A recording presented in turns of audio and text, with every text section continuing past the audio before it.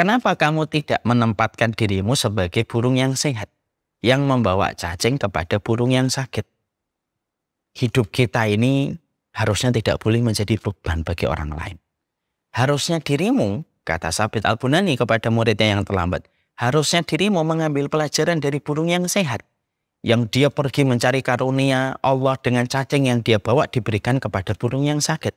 Jangan tempatkan dirimu sebagai burung yang sakit, tetapi tempatkanlah dirimu sebagai burung yang sehat yang membawa cacing. Maka setelah gurunya memberikan jawaban, muridnya yang tadi terlambat lalu berkata kepada gurunya, hari ini hikmah atau insight yang diambil oleh guruku jauh lebih baik daripada hikmah yang aku ambil. Peristiwa ini memberikan kepada kita tentang sebuah makna yang besar. Ternyata dalam kehidupan kita, akhirnya kita paham.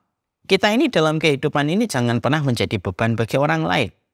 Dan salah satu di antara perkara yang bisa menjadikan kita beban bagi orang lain adalah ketika kita tidak mampu mencukupi kebutuhan kita sebagai seorang hamba. Selamat datang di channel Langkah Iman Istiqomah. Jangan lupa like, komen, dan subscribe. Dan semoga kita semua mendapatkan ilmu yang bermanfaat. Amin.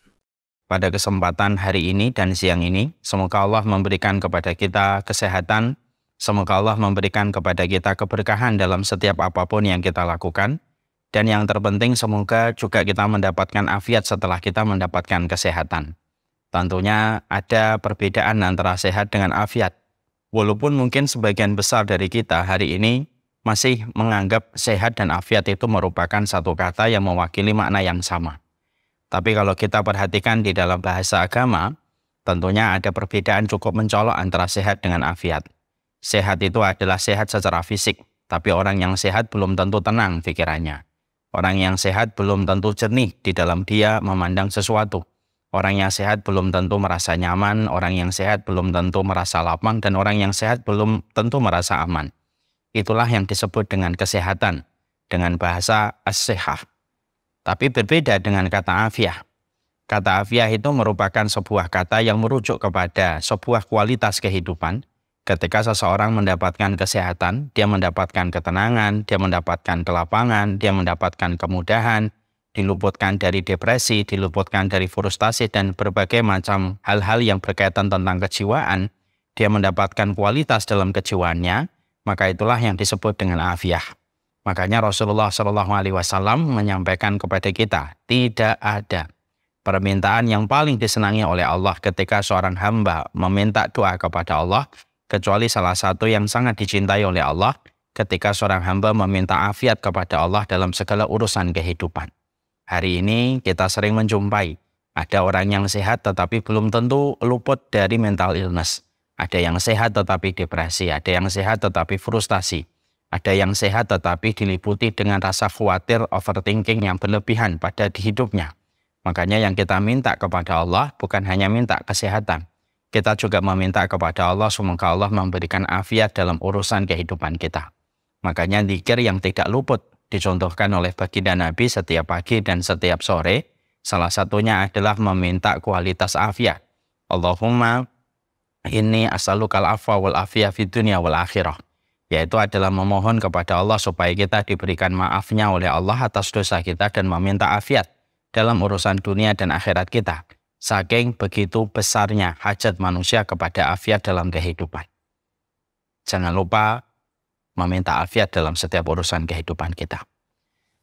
Alhamdulillah tentunya senang sekali kita pada kesempatan hari ini kita berjumpa di Taman Ilmu. Dan ini merupakan sebuah kenikmatan besar. Walaupun tampaknya kenikmatan ilmu yang Allah berikan kepada kita tampaknya sederhana. Kalau kita perhatikan secara pengamatan, taman-taman ilmu tampaknya sederhana, mungkin tidak seheboh konser, mungkin tidak seheboh acara-acara perusahaan ataupun acara kenegaraan. Tapi kita pastikan bahwasanya setiap taman ilmu adalah merupakan sesuatu yang besar di hadapan Allah dan di antara para penduduk langit. Di antara Allah, yaitu adalah yang memegang atau yang menguasai alam semesta, sesungguhnya siapapun yang berkumpul di taman ilmu, maka pada dasarnya dia telah mendapatkan sebuah kemuliaan yang Allah turunkan kepada mereka yang berkumpul di taman ilmu. Para malaikat tidak akan pernah mengingat siapapun yang berkumpul di konser, siapapun yang berkumpul di acara-acara yang datang selain dari acara ilmu. Tapi para penduduk langit akan senantiasa mengingat siapapun yang berkumpul di taman ilmu, memohonkan ampunan, memberikan permintaan ampunan kepada Allah, semoga yang berkumpul di taman ilmu akan mendapatkan ampunan dalam setiap kualitas kehidupan mereka. Ini taman ilmu, inilah yang menjadikan kita beruntung. Siapapun di antara kita yang dibuat nyaman, dibuat merasa rindu dengan ilmu dalam perjalanan hidup kita, maka sesungguhnya itulah cara Allah memberikan kemuliaan pada kehidupan kita. Allah kalau ingin memberikan kemuliaan pada kehidupan manusia, Allah tidak memberikan kepadanya harta, Allah tidak memberikan kepadanya ketenaran dan viralnya dia apa yang dia kerjakan. Tapi Allah ketika ingin memberikan kemuliaan kepada seorang hamba, Allah berikan kepadanya ilmu supaya dia tahu bagaimana berkata, bertutur, dan bertindak pada kehidupan sesuai dengan arahan petunjuk yang diberikan oleh Allah. Semoga Allah senantiasa memberikan kepada kita petunjuk, karena sesungguhnya agama ini adalah agama ilmu. Dan sesungguhnya surga identik dengan ilmu sebagaimana ikan identik dengan airnya. Kalaulah kerja di Pertamina, ternyata kita harus berilmu. Sekolah selama 16 tahun dari SD, SMP, SMA sampai kuliah. Untuk bisa kerja di Pertamina, di Petronusa, dan lain sebagainya. Kita tentunya sepakat bahwasanya kita harus melakukan proses kita belajar KBM selama 16 tahun. Kalaulah kerja di Pertamina dibutuhkan ilmu, maka surga pun sangat membutuhkan ilmu bagi siapapun yang ingin mendapatkan surga dalam kehidupan mereka. Surga itu kualitasnya jauh lebih tinggi daripada Pertamina, daripada Telkomsel, daripada Indosat. Kalaulah kepada Pertamina, kepada perusahaan-perusahaan yang kita tuju, ternyata kita sepakat di situ ada ilmu yang harus kita miliki supaya kita pantas mendapatkan pekerjaan. Meja di belakang layar dalam pekerjaan kita, maka tentunya surga juga sangat membutuhkan ilmu dari kita. Maka itulah yang menjadikan kita akhirnya betul-betul bersyukur. Semoga Allah senantiasa memberikan kepada kita ilmu, semoga ilmu melandasi kehidupan kita, semoga kehidupan kita tidak pernah jauh dari hangatnya ilmu yang menjadi petunjuk pada kehidupan kita. Kepada Allah kita bersyukur atas kenikmatan ilmu yang Allah anugerahkan kepada kita, dan semoga kenikmatan ilmu tidak menjadikan ilmu ini menjadikan kita sombong dan jumawa. Semoga dengan setiap ilmu yang telah kita peroleh, setiap ilmu yang kita dapatkan, akan menjadikan kita merendahkan diri kita, karena kebenaran ilmu tidak akan pernah menyapa kecuali ke tempat hati yang merendah. Kepada Allah kita bersyukur dan semoga Allah tidak pernah meninggalkan kita walaupun sekejap mata. Kita pada kesempatan hari ini akan berbicara tentang kelelahan mencari dunia. Ini sebenarnya judulnya agak sedikit unik dan kalau boleh kita agak kritisi, sebenarnya yang benar adalah kelelahan ketika mencari rezeki. Tapi tidak apa-apa, semoga walaupun judulnya agak sedikit perlu kita berikan masukan, tapi insya Allah semoga penjelasan dan penjabaran akan semakin menjelaskan tentang bagaimana kita memahami tema ini pada perjalanan kita. Tentunya kita paham bahwasanya kita di dalam kehidupan ini kita bekerja. Kita melakukan aktivitas, ada yang berdagang, ada yang berbisnis, ada yang bekerja di kantor, dengan ragam aktivitas yang dilakukan manusia. Tentunya kita harus paham dulu, apakah yang menjadikan kita dan melatar belakangi kita, kenapa kita harus bekerja. Karena ini termasuk persoalan why yang harus terjawab dengan tuntas, supaya betul-betul kita sebagai seorang muslim paham, kenapa kita harus bekerja pada kehidupan kita, kenapa pekerjaan ini harus kita jalankan di dalam pekerjaan kita, terkadang mengurangi jatah kita untuk melampiaskan hobi, terkadang mengurangi berbagai macam kesenangan, dan kenikmatan yang bisa kita nikmati tanpa kita harus disuguhi dengan pekerjaan setiap waktunya. Ini menjadi sebuah pertanyaan yang wajib kita harus jawab. Maka sesungguhnya ketika kita bekerja tentunya ada sudut pandang yang berbeda antara kalangan materialisme dengan kalangan orang yang beriman kepada Allah dan hari akhir. Orang-orang kapitalisme, orang-orang materialisme, ketika mereka ditanya, kenapa di dalam kehidupan ini ada pekerjaan? Mungkin jawaban mereka standar, bahwasanya pekerjaan itu untuk mendatangkan profit, supaya profit ini cukup untuk memberikan apa yang kita butuhkan ketika kita ingin memberikan fasilitas pada kehidupan kita. Itu biasanya jawaban yang diberikan oleh kalangan materialisme. Tentunya bagi mereka yang beriman kepada Allah dan beriman hari akhir, jawaban yang diberikan itu tentunya tidak sepadan. Karena sudut pandang antara mereka yang beriman dan sudut pandang kalangan kapitalisme tentunya sangat berbeda dan bertolak belakang. Tentunya kita paham, kenapa kita harus bekerja? Karena ini juga merupakan bagian dari perintah Allah. Jadi yang pertama kali yang melandasi kita, kenapa kita bekerja? Kita tidak bicara tentang profitnya dulu. Kita tidak bicara tentang gajinya. Kita tidak bicara tentang fasilitas apa yang kita peroleh dan kita dapatkan. Kita tidak bicara itu dulu. Tapi sesungguhnya ketika kita di dalam kehidupan ini untuk menjawab why-nya kita harus bekerja, maka sesungguhnya jawaban dari pertanyaan yang basic ini, maka simpel. Para ulama mengatakan dan menjabarkan, karena bekerja itu merupakan perintahnya Allah Subhanahu wa Ta'ala. Ini yang kita harus pegang dulu. Kalau kita sudah memegang ini dari sudut pandang referensi yang benar, mungkin setidaknya kita sudah mulai bisa untuk mengiris apa yang kita lakukan di dalam pekerjaan ini. Setelah kita paham bahwasanya pekerjaan ini merupakan bagian dari perintahnya Allah, maka mungkin kita akan bertanya, di manakah kita mendapatkan referensi dan mendapatkan dalil bahwasanya pekerjaan yang kita lakukan ketika kita berangkat di waktu pagi lalu pulang di waktu sore merupakan bagian dari perintahnya Allah. Karena banyak di antara kita masih menganggap bahwasanya perintahnya Allah hanya terlihat pada waktu sholat. Perintahnya Allah hanya terlihat di waktu rukuk dan di waktu sujud. Hanya terlihat ketika Ramadan dan hanya terlihat ketika kita melaksanakan tawaf. Memang betul, itu juga ibadah. Sholat itu ibadah, tawaf itu ibadah, puasa Ramadan itu ibadah. Tapi ingat, bahwasanya bekerja pun merupakan bagian dari ibadah karena sesungguhnya pekerjaan itu merupakan perintahnya Allah dan dalilnya. Mari kita merenungkan untuk menghadirkan keyakinan pada hati kita bahwasanya bekerja itu tidak melenceng dan tidak bertentangan dengan perintahnya Allah. Yang pertama tentunya kita dapati dalam salah satu ayat di dalam surat Al-Jumu'ah. Allah menyampaikan kepada kita, dan ini bertepatan pada waktu hari ini kita sholat Jumat. Allah menyampaikan kepada kita ketika di dalam sholat Jumat, ya. فَإِذَا قُضِيَتِ الصَّلَاةُ فَانْتَشِرُوا فِي الْأَرْضِ وَابْتَغُوا مِنْ فَضْلِ اللَّهِ وَاذْكُرُوا اللَّهَ كَثِيرًا لَعَلَّكُمْ تُفْلِحُونَ. Allah menyampaikan kepada kita di dalam sholat Jumat, kalau sudah dilaksanakan sholat, maka bersegeralah kamu bertebaran di atas muka bumi untuk mencari karunia Allah. Jangan lupa untuk berzikir, semoga kamu beruntung. Kalau kita soroti ayat ini, ternyata Allah memberikan kepada kita sebuah garis komando, bahwasanya kalau kita habis melaksanakan sholat Jumat, Allah tidak menyuruh kita untuk duduk lama di dalam masjid. Allah tidak menyuruh kita untuk berzikir sampai asar. Allah juga tidak menyuruh kita untuk tilawah sampai maghrib. Tapi ketika setiap orang telah melaksanakan sholat Jumat, di dalam pelaksanaan kewajiban sekali dalam sepekan dalam sholat Jumatnya, maka Allah langsung memberikan perintah. فَإِذَا قُضِيَتِ الصَّلَاةُ. Kalau kamu sudah selesai sholat, jangan duduk sampai asar. Jangan zikir sampai asar. Jangan tilawah sampai asar. Lalu Allah menyuruh, فَإِذَا قُضِيَتِ الصَّلَاةُ فَانْتَشِرُوا فِي الْأَرْضِ.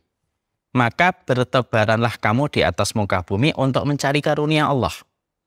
Ini menjadi sebuah referensi, sekaligus pula menjadi kunci jawaban, bahwasanya yang memerintahkan kita untuk keluar dari masjid, untuk keluar dari rumah, untuk keluar dari tempat duduk, untuk keluar dari tempat tongkrongan kita, itu adalah Allah yang mengeluarkan kita dari semua tempat itu. Lalu Allah menyuruh kita supaya kita mencari karunia Allah yang bertebaran di atas muka bumi yang Allah bagikan sebagai bagian dari sifatnya ar-Razzaq kepada setiap hambanya.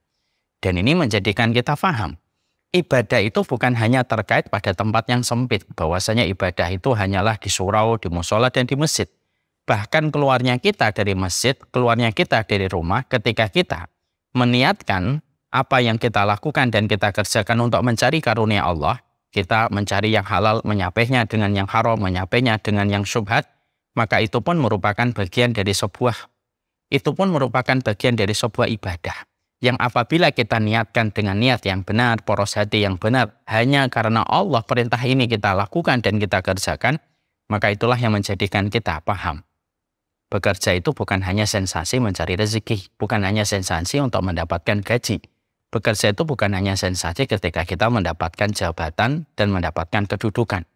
Tapi sesungguhnya bekerja itu merupakan bagian dari salah satu seni ibadah yang indah. Ketika Allah menyuruh kita yang bekerja dan keluar, di mana Allah akan memberikan kepada kita rezeki. sesuai dengan ikhtiar yang kita lakukan pada ketetapan takdir yang telah Allah tetapkan.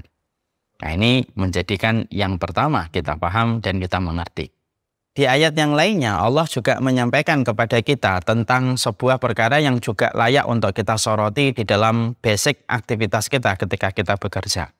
Allah itu di dalam surat An-Nur menyebutkan pujian Allah. Orang yang dipuji oleh Allah di dalam ayat ini adalah ketika Allah berfirman, Rijalun la tulhihim tijaratun wala bai'un an dzikrillah. Yaitu ada seseorang yang dipuji oleh Allah. Di mana tijaratan wala bai'un, tijarah itu perdagangan, bai'un itu bisnisnya, tidak melupakan mereka dari berzikir kepada Allah.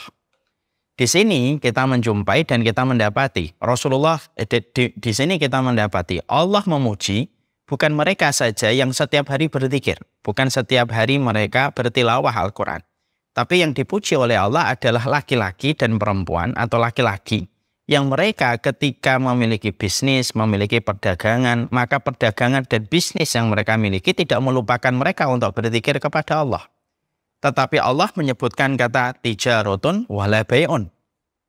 Allah menyampaikan tijaratun wala bai'un. Tijarah itu adalah dagangan, bai'un itu jual beli. Berarti secara tidak langsung ya, Allah menyampaikan kepada manusia bahwasanya manusia yang dipuji oleh Allah bukan manusia yang menganggur. Manusia yang dipuji oleh Allah bukan manusia yang berada di masjid dari pagi sampai malam. Manusia yang dipuji oleh Allah bukan manusia yang mereka berada di musola dari siang sampai sore. Tapi manusia yang dipuji oleh Allah adalah manusia yang mereka memiliki sebuah kesibukan di dalam dia berdagang, di dalam dia berbisnis, tetapi dagangannya dan bisnisnya tidak melupakan mereka untuk tetap berzikir kepada Allah di waktu-waktu yang mereka berikan untuk Allah. Maka ini merupakan jawaban pertama dari Al-Quran. Ternyata bekerja itu jangan dimaknai sebagaimana kalangan materialisme. Seni mendapatkan gaji untuk membeli barang-barang yang kita inginkan, menunjang fasilitas yang kita harapkan. Bukan itu. Tapi sesungguhnya bekerja ketika kita keluar dari rumah kita, ketika kita mendatangi tempat-tempat kita untuk mencari karunia Allah, tidak ada yang menyuruh kita untuk keluar dari rumah-rumah yang kita miliki, dari tempat-tempat yang kita tongkrongkan, kecuali yang menyuruh kita adalah Allah. Tentunya sensasinya akan berbeda, maknanya akan berbeda. Orang yang merasa disuruh sama Allah ketika bekerja, sama orang yang merasa bahwasanya dia bekerja hanya untuk mendapatkan setumpuk uang, itu tentunya berbeda. Makna yang akan dia berikan pada pekerjaan itu akan berbeda. Dan ini kita harus miliki sebuah mindset. Mindset yang kita miliki bahwasanya bekerja itu bukan berarti kita menjadi budaknya dunia. Bekerja itu bukan berarti kita ngemis kepada dunia. Tapi bekerja itu adalah Allah yang memiliki alam semesta, yang memiliki pintu-pintu rezeki kepada setiap makhluknya. Itu Allah yang menyuruh kita untuk keluar, supaya kita tidak menjadi beban tanggungan bagi orang lain. Ini jawaban yang kita dapatkan di dalam Al-Quran. Jawaban yang kedua, yaitu adalah yang kita peroleh dan kita dapatkan ketika kita mendapati penjelasan dari baginda Nabi SAW untuk memperkuat mindset kita. Kenapa kita harus bekerja? Yaitu adalah ketika kita menjumpai apa yang dikabarkan oleh baginda Nabi SAW. Nabi SAW mengabarkan kepada kita tentang seseorang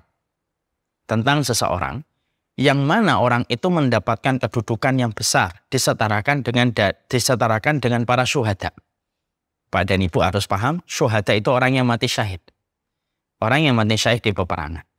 Ternyata Nabi mengucapkan dalam sabdanya, At-tajirul amin ma'as syuhada.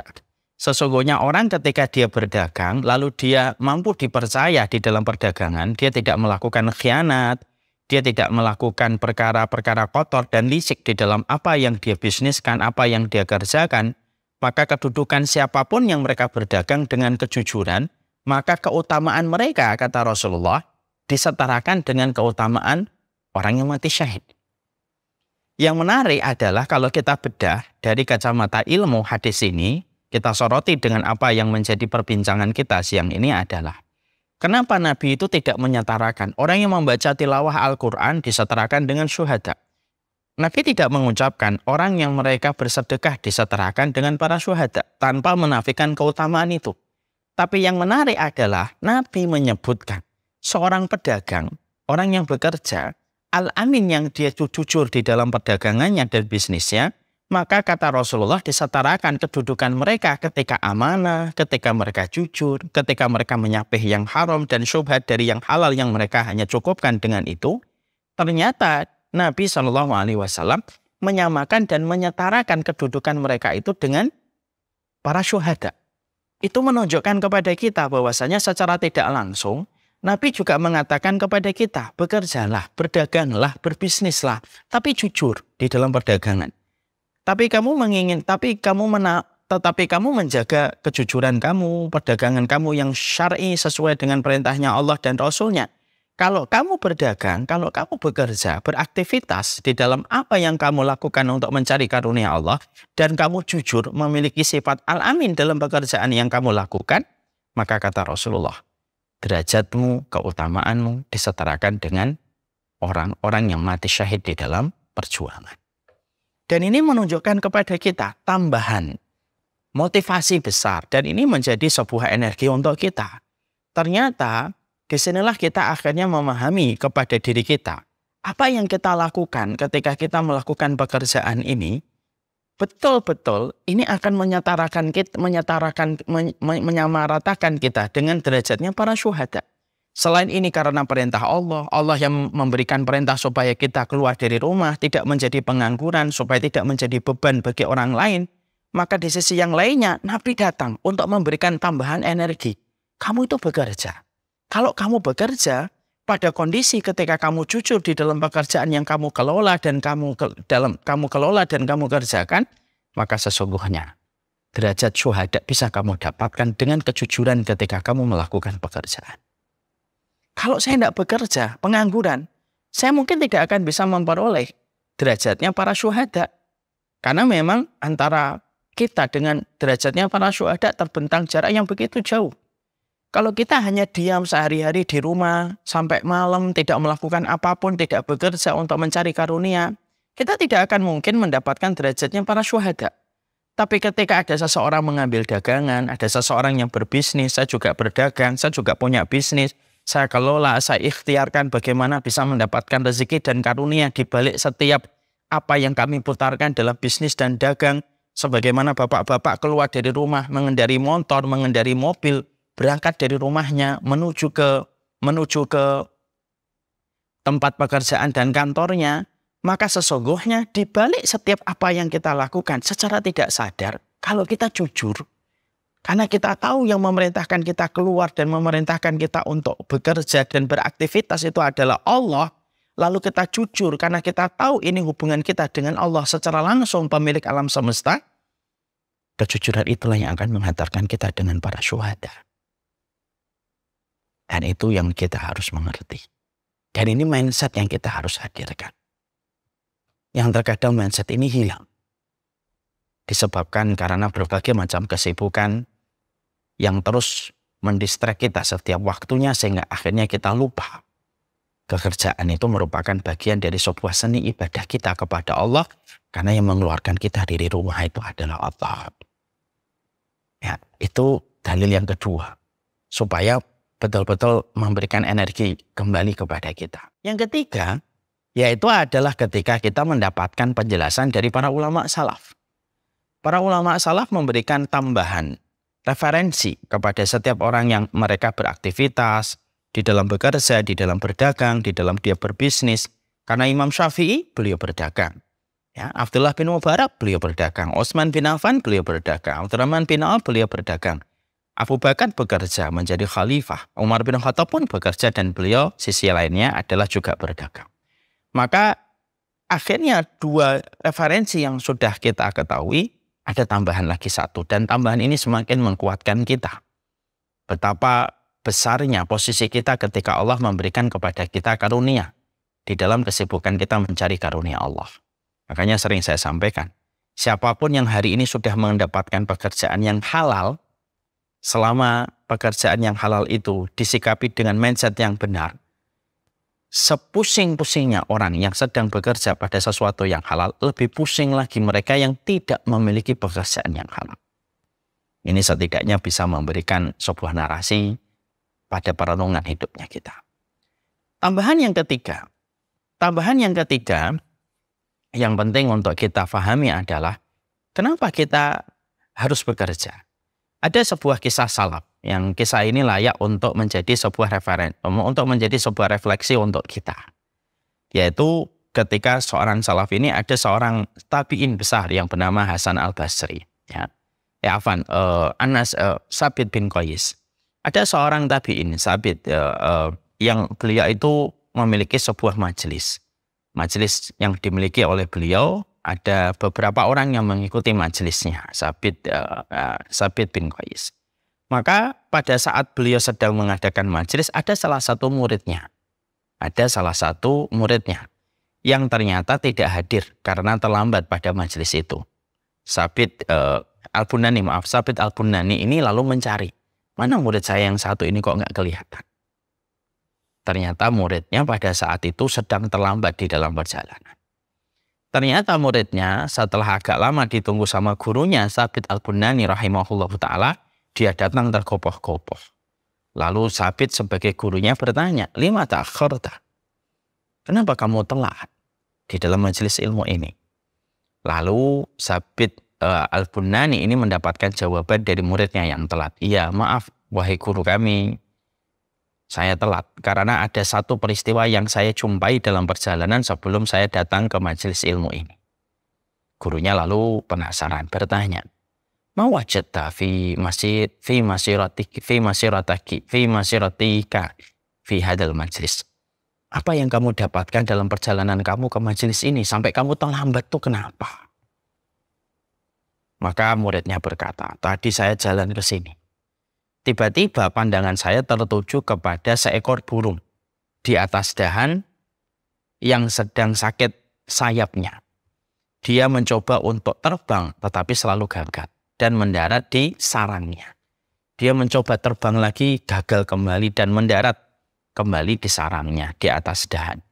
Maka ketika akhirnya muridnya melihat ada burung yang sakit sayapnya tidak bisa terbang, lalu hanya berputar-putar di atas sarangnya, di atas dahan, maka muridnya Sabit al-Bunani lalu berpikir, dari mana burung ini mendapatkan rezeki dan makanan kalau dia tidak bisa terbang?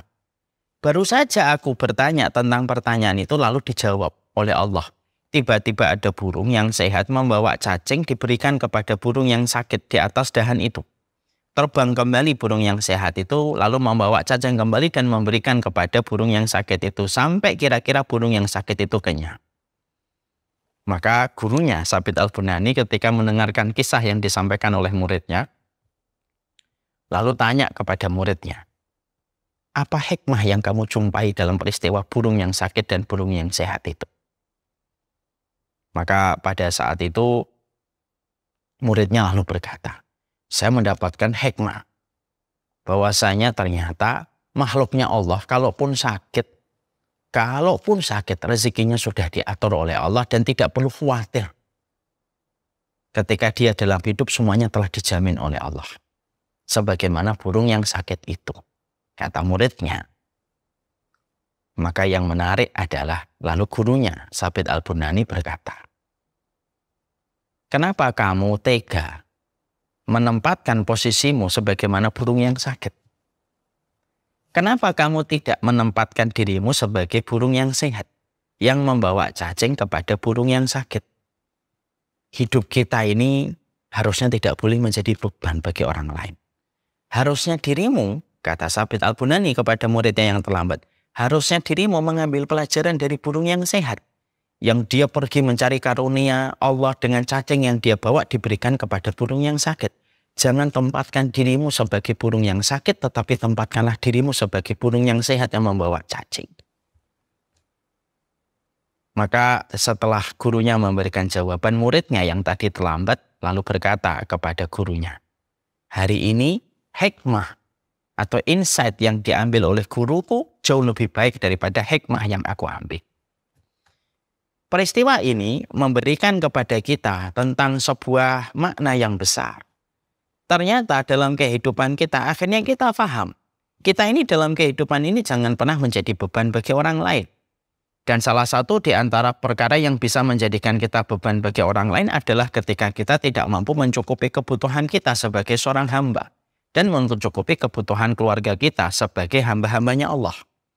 Allah selalu memberikan sesuatu yang mencukupkan kepada hambanya selama setiap hamba menghadirkan ikhtiar dan sebab. Sampai Allah memantaskan rezeki itu datang kepadanya. Makanya inilah yang menjadi sebuah muqaddimah. Ini menjadi sebuah prolog kita. Bahwasanya ternyata di dalam pekerjaan yang kita lakukan harus ada mindset yang betul-betul terbentuk di dalam diri kita. Bahwasanya mindsetnya kita tidak boleh sama dengan kalangan materialisme dan mindset kita tidak boleh sama dengan kalangan kapitalis. Kapitalisme, materialisme menghasilkan alumni-alumni mereka yang bekerja, tidak tahu mana yang halal, tidak tahu mana yang haram, tidak tahu takaran kapan kita harus bekerja, berapa lama kita harus bekerja.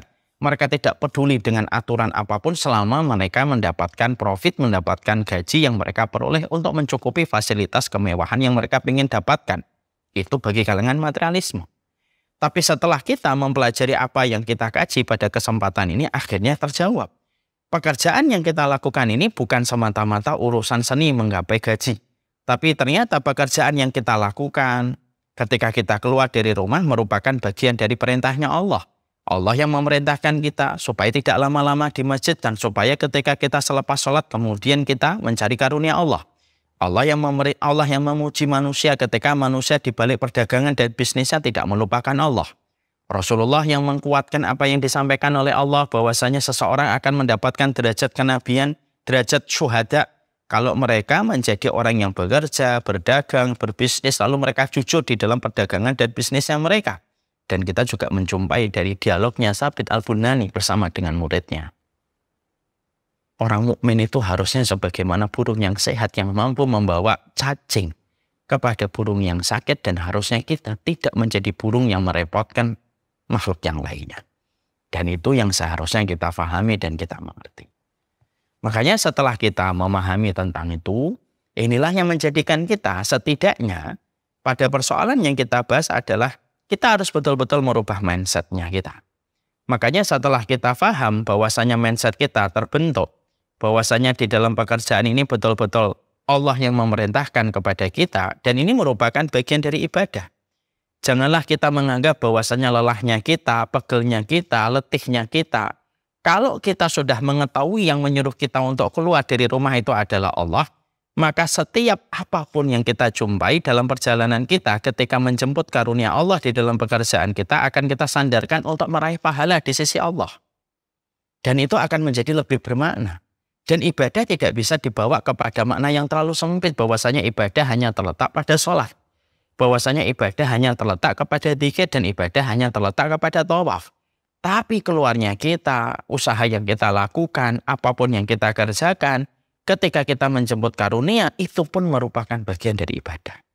Bahkan, siapapun mereka, yang ketika mereka keluar untuk mencari karunia Allah di dalam pekerjaan dan perdagangan yang mereka lakukan, lalu mereka meninggal dunia di dalam perjalanan itu, bisa jadi meninggalnya dalam kondisi husnul khatimah. Selama apa yang dilakukan lahir dari mindset yang benar. Bahwasanya itu dia lakukan semata-mata karena Allah supaya dia mampu menegakkan tulangnya beribadah kepada Allah dan supaya dia tidak menjadi beban bagi orang lain. Makanya ada satu fatwa yang pernah ditanyakan kepada seorang ulama. Bagaimana status orang yang bekerja? Lalu dia keluar dari rumahnya. Setelah dia keluar dari rumahnya di dalam perjalanan menuju tempat dia bekerja, dia mengalami kecelakaan. Apakah dia mati sebagai hambanya dunia ataukah dia mati sebagai hambanya Allah dalam kondisi husnul khatimah? Maka Syekh ini lalu memberikan jawaban, urayat dan penjabaran. Beliau mengatakan ulama ini, kalau ada seseorang fulan, dia keluar dari rumahnya, dia bekerja, lalu mengalami kecelakaan di dalam aktivitasnya yang menyebabkan kematiannya, maka sesungguhnya dia bisa dihukumi mati husnul khatimah atau dia bisa dihukumi dengan mati sebagai budaknya dunia, tergantung apa niat yang menjadikan dia keluar dari rumahnya ketika menuju ke pekerjaannya.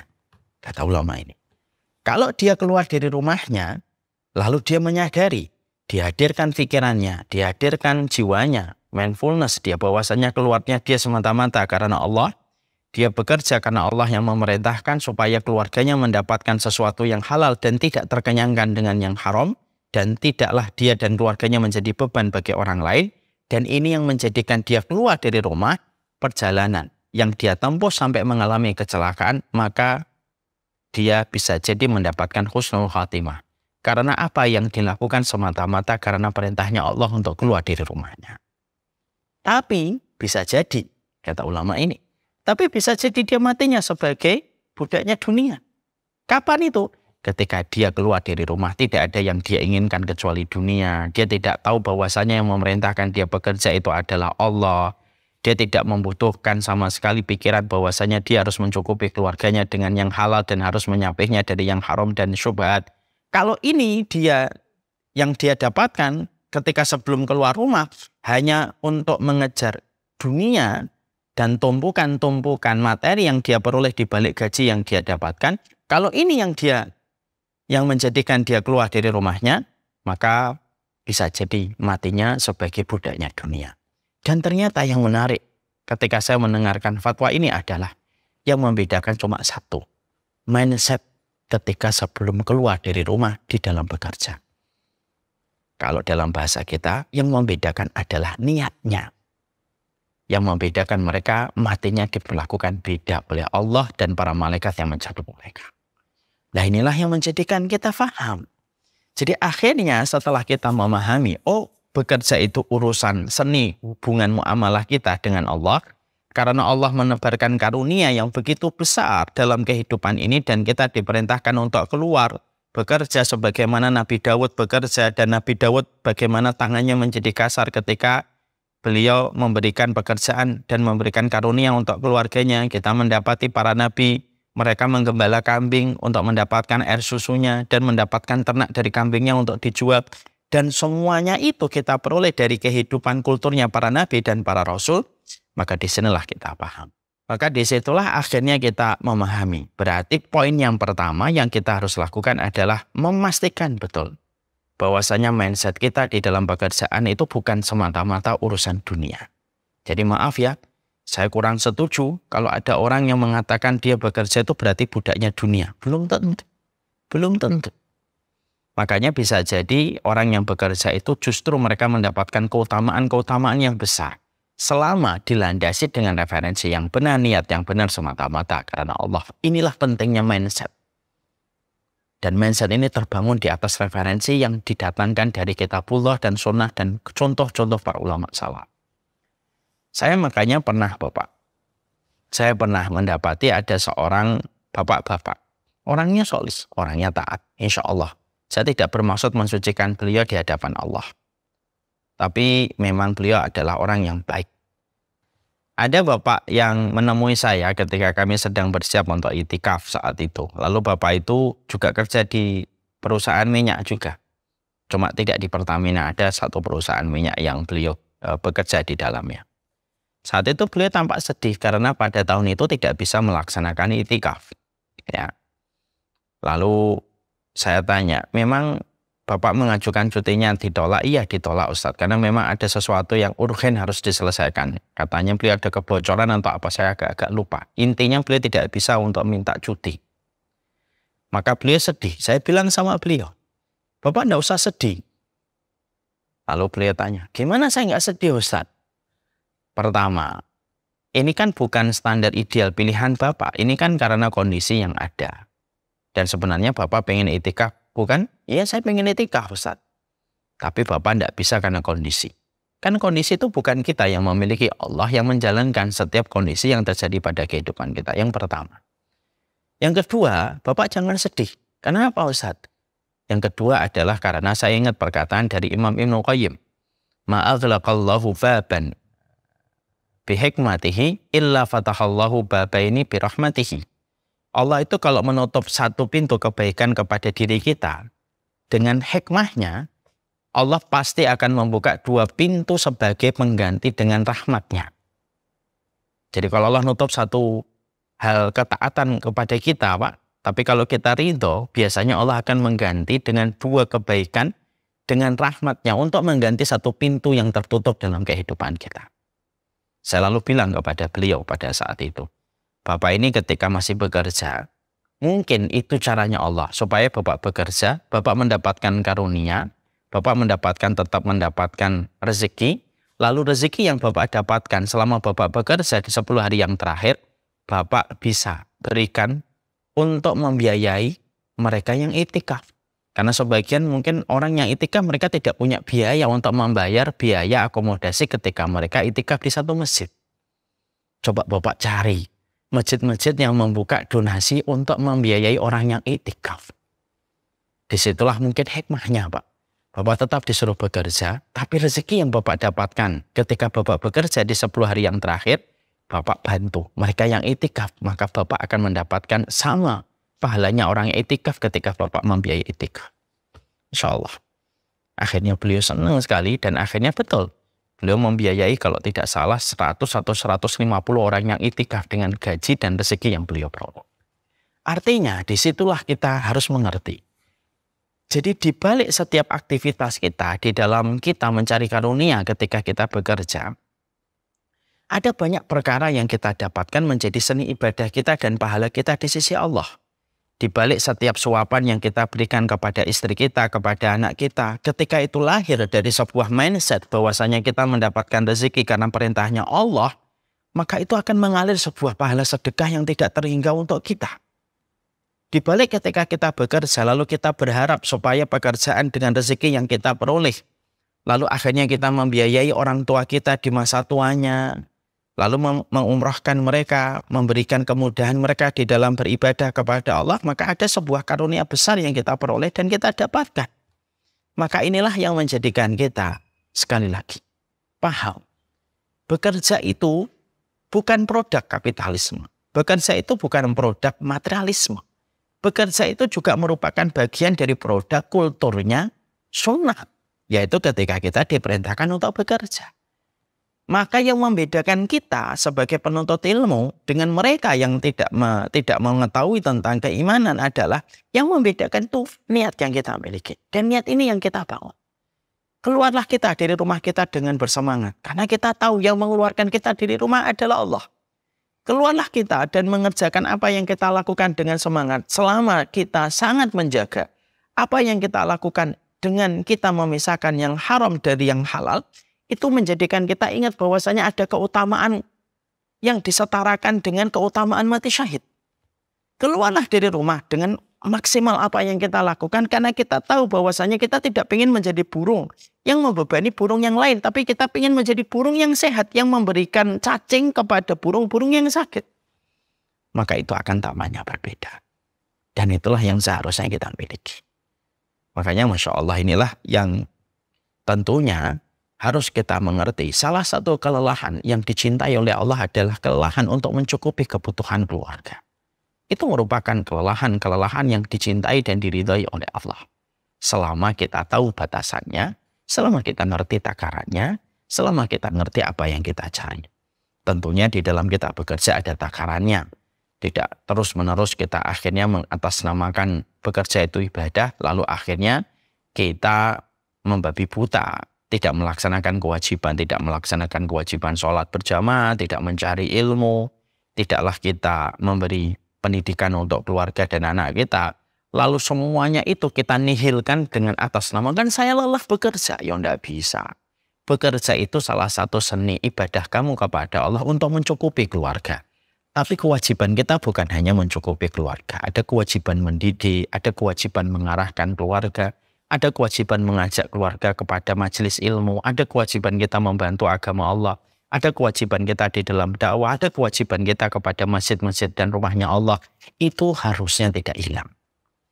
Tanda barokahnya manusia di dalam bekerja, ketika dia sudah paham bahwasanya bekerja itu atas perintahnya Allah, kalau barokah, maka pekerjaan itu tidak menafikan kewajiban dia yang lain. Dia tetap ngaji, dia tetap berzikir, dia tahu kapan dia harus tilawah, kapan dia harus membantu masjid, kapan harus membantu dakwah. Maka siapapun di antara manusia yang mereka diberikan oleh Allah pekerjaan yang halal, pekerjaan ini tidak menjadikan dia membabi buta, menihilkan kewajiban yang lainnya. Kewajiban yang lainnya pun dia penuhi dengan pertolongan Allah kepadanya. Dia tetap memberikan pendidikan untuk keluarga, dia tetap mengaji, dia tetap menuntut ilmu, dia tetap membantu dakwah. Maka sesungguhnya pekerjaan yang dia lakukan adalah pekerjaan yang barokah.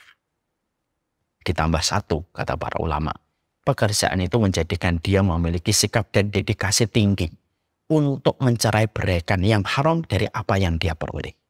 Ingat Bapak dan Ibu, apa yang kita jemput, apa yang kita ambil dari yang haram ataupun syubhat yang tidak jelas, tidak akan sepadan dengan kerusakan yang ditimbulkan kalau kita sudah berani memasukkan yang haram dari apa yang kita lakukan dalam pekerjaan kita. Ingat ya, bekerja itu yang memerintahkan Allah. Bekerja itu merupakan janjinya Rasulullah akan disetarakan dengan para syuhada. Dan itu akan rusak porak-poranda kalau sudah masuk perkara haram di dalam pekerjaan yang kita lakukan. Makanya orang mukmin kalau dia bekerja berdedikasi besar. Karena dia tahu urusan dia bekerja itu urusan dia dengan Allah. Dia tidak akan berani untuk menentang Allah di dalam apa yang dia peroleh. Karena apa? Melawan Allah itu tidak akan pernah menang. Dan salah satu konteks melawan Allah itu apa? Berani mengambil harta yang diharamkan oleh Allah atas alasan apapun. Maka pada saat itu orang yang telah mengambil sesuatu yang haram, dia telah merusak kemuliaan pekerjaan. Dia telah merusak pekerjaan sunnah yang disampaikan oleh Rasulullah keutamaannya. Dan dia telah merobek tirai antara dirinya dengan Allah dan akan berhadapan dengan Allah. Tidak akan menang orang yang berhadapan dengan Allah ketika berani mengambil yang haram. Ya, sekali lagi, bekerjalah. Ini merupakan kulturnya orang yang beriman. Tapi bekerja yang paham tentang syariat, bekerja yang paham bahwasanya kita hanya mencukupkan dengan yang halal, menampik keras, serta mencerai beraikan yang haram. Bekerjalah, tetapi tidak menafikan kewajiban-kewajiban kita yang lain. Kewajiban kita pada agama, kewajiban kita pada keluarga, kewajiban kita untuk menuntut ilmu. Tidak boleh hilang. Karena keberkahan harta itu pada pekerjaan, ketika pekerjaan kita tidak menyita perhatian kita dan tidak menihilkan kewajiban kita yang lainnya. Wassalamualaikum warahmatullahi wabarakatuh. Semoga kelelahan kita di dalam bekerja mencari rezeki diberkahi oleh Allah. Semoga Allah mengampuni kesalahan-kesalahan kita. Kalau ada yang bekerja tetapi melupakan kewajibannya dia kepada perkara yang lain. Semoga Allah membimbing kita. Semoga pekerjaan ini barokah. Karena yang kita harapkan bukan kehidupan hari ini. Ada kehidupan besok, ada kehidupan lusa, ada kehidupan kita di masa tua. Kalau kita nggak dapat berkah, gimana caranya kita akan mendapatkan kebaikan di hari esok, di hari lusa, kebaikan di masa tua? Kalau kita tidak mendapatkan keberkahan, bekerjalah. Karena Allah yang memerintahkan engkau keluar dari rumah. Bekerjalah. Karena sesungguhnya Allah menaruh keberkahan pada setiap mereka yang berlelah-lelah mencari rezeki semata-mata karena Allah.